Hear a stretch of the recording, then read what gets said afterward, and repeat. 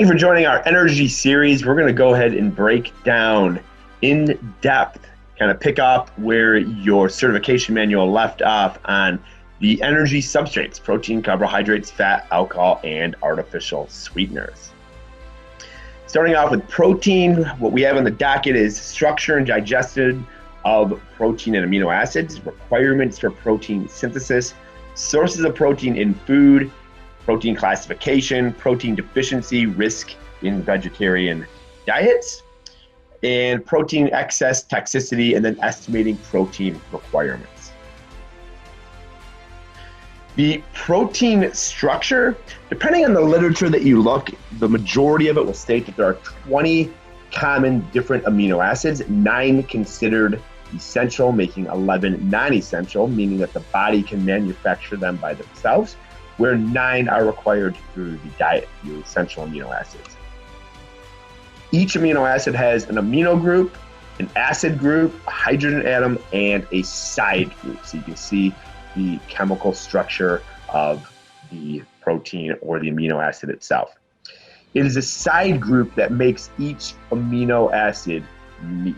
So it's this group right here that will differentiate your different amino acids. The sequence of amino acids in each protein determines its unique shape, function, and role in the body. So we mentioned essential amino acids that need to be consumed through our diet, and then we have conditionally essential amino acids. That is, conditionally essential amino acids refer to amino acids that are normally non-essential, but essential under certain conditions. So, for example, in starvation, your branched chain amino acids could be considered, or L-glutamine could be considered conditionally essential. So it depends on the condition of the person. Essential and non-essential amino acids. So we have our essential, which is outlined right here, and then our non-essential amino acids right below. So, and again, one that comes to mind is conditionally essential might be glutamine. Protein function and metabolism. Protein's function may include carriage and storage of material, providing strength or tissue growth and repair. Protein denaturization is basically the uncoiling of protein that changes its ability to function effective. So protein denaturization, that's something you may have heard before, is if you overcook protein, it denatures them. We'll talk more about that. And that happens when proteins are exposed to high heat, acid, or other conditions. They will undergo denaturization. So exampling would be hardening of egg white when cooked, or stiffening of egg whites when whipped, curdling of milk when exposed to acid, as in the stomach. So important, and we will cover this later on, but it's important to realize that heat, acid, and some other conditions upon ingestion of proteins will denaturize them. So the protein is going to be denaturized one way or another, so you're not harming any of the benefits by cooking your egg whites or so forth. So a lot of times people feel that if they cook their meats or overcook their meats, or by cooking egg whites, that it denatures the protein, which it absolutely does, but that doesn't necessarily, or that doesn't affect assimilation or digestion. It's actually part of the digestive process of breaking that protein down.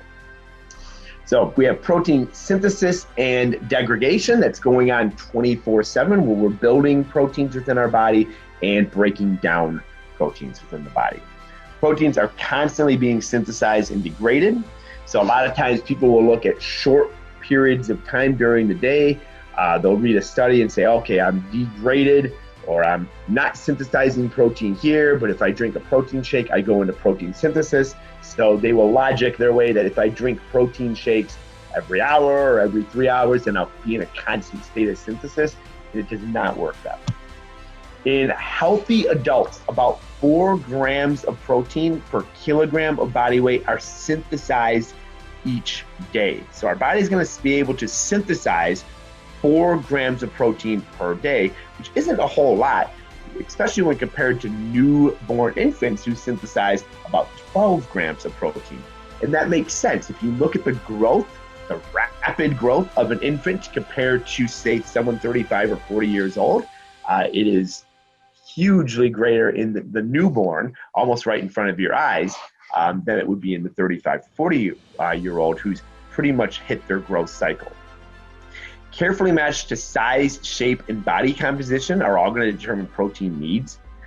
Protein absolutely functions as an energy source, giving us 4 calories per gram or 4 kilojoules per gram.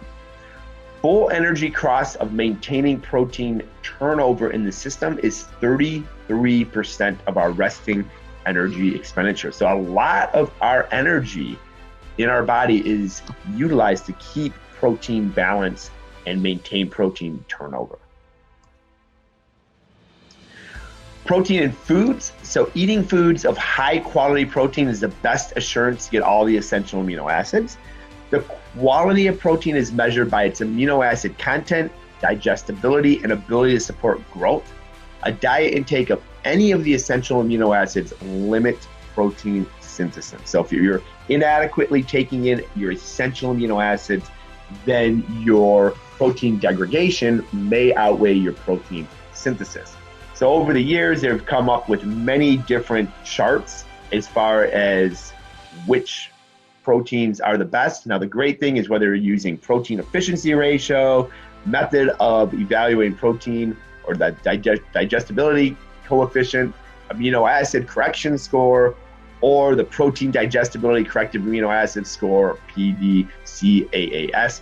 Regardless of what method you're using to evaluate your protein, they all evaluate the proteins the same. So they're all gonna have egg as very high, as you can see, milk, beef, soy, and wheat, and they will all have whey protein as scoring very high itself. So the scoring system that you might be reading about or hear isn't as relevant, as all the scoring systems tend to agree on the protein quality.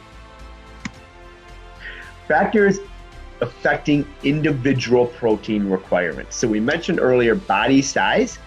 More muscle mass typically will need more protein to maintain that muscle mass. Age, older populations require more protein. That simply is because older populations tend to be moving less and tend to be risk of more losing muscle mass. So that's why we want to recommend a little bit more protein for the older populations, particularly as they move less and less. Males typically require more protein than females, which makes sense. They tend to have higher muscle mass than females.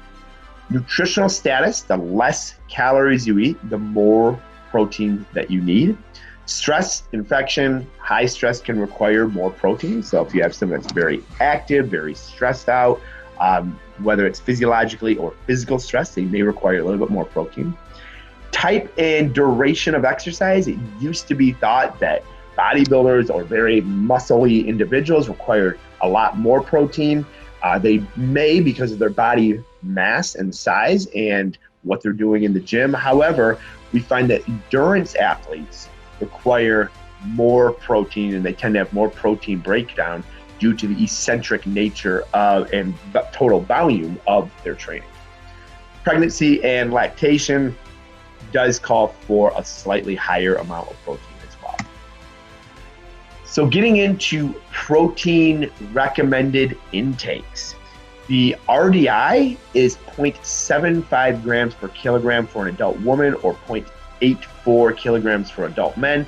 You could just use a 0.8 gram per kilogram of body weight as a round number. And if you are pregnant, around 1 gram per kilogram for pregnant and breastfeeding women, and for men and women over the age of 70 years. So with this government RDI or DRI, we are finding very, very conservative protein intakes. Because remember, a kilogram is 2.2 pounds. So a 75 kilogram male would weigh around 165 pounds, and his daily protein requirement would be 63 grams in accordance with the RDA. So a case for more protein, we tend to cite some studies. You can see them here. All 3 of these studies have found that if you're looking to optimize muscle mass, then going up as high as 1.8 kilograms per gram of lean body weight, all the way up to 2.5 grams per kilogram of lean body weight. Again, that's lean body weight, so that's taking the body fat off. Additional protein above and beyond the government RDI or DRI has been improved insulin sensitivity. Protein is thermogenic, so roughly 25% of the protein that you or your clients are consuming is going to be burned just through the denaturization process and the digestive process. Transport of anti-inflammatory omega-3s, so a lot of your proteins that you find in cold water fish will transfer omega-3 fatty acids. Reduced hunger, a lot of studies have showed that subjects that consumed a higher protein diet had less hunger. And palate, some of our clients simply just want to eat more protein. There's not a upper limit of protein intake or a toxicity effect. So if a client has a desire for higher protein, there's no problem as a fitness professional as far as recommending them a little bit higher protein, assuming that they're a parent, healthy adult. So we mentioned the safe upper level of protein intake. There is not a safe, or there's not a upper level that scientists have been able to say that said, hey, if you eat this much protein, you're not going to be able to have healthy kidney function or anything of that nature. So again, we can get away with eating a lot above and beyond the government RDA and DRI. The absorption myth, this is something that we hear quite a bit in the industry. And it's commonly reported that, hey, you can't digest or assimilate or absorb more than X amount of protein at once. So as we already mentioned, protein is denatured and unfolded in the digestive tract. Pepsin and pepsinogen are key enzymes in the process. So we mentioned that proteins are denatured by heat and enzymes. Well, this is the two of the enzymes that would help denature that protein. A byproduct of the protein breakdown is ammonia production. So what your body will do to treat that ammonia production, because ammonia can be absolutely toxic, is it needs to eliminate it through the liver. So it can also be used to form a chemical compound called urea. That's actually how the ammonia is excreted from the body, is through urea. Your bloodstream moves urea to your kidneys where it's eliminated in your urine. So if we were to eat a large amount of protein at once, in order to eliminate the ammonia through your urine, through urea, your body would simply shut down digestion, allow the ammonia to be eliminated, and then restart the digestive process. So you would still absorb and digest all of those amino acids and all of that protein. It would just be done over a much longer period of time. So again, to prevent ammonia and urea from becoming very toxic, the body will slow down the digestive process to allow for elimination of these substrates. Thus, the more protein you eat, the slower it's going to take and be digested.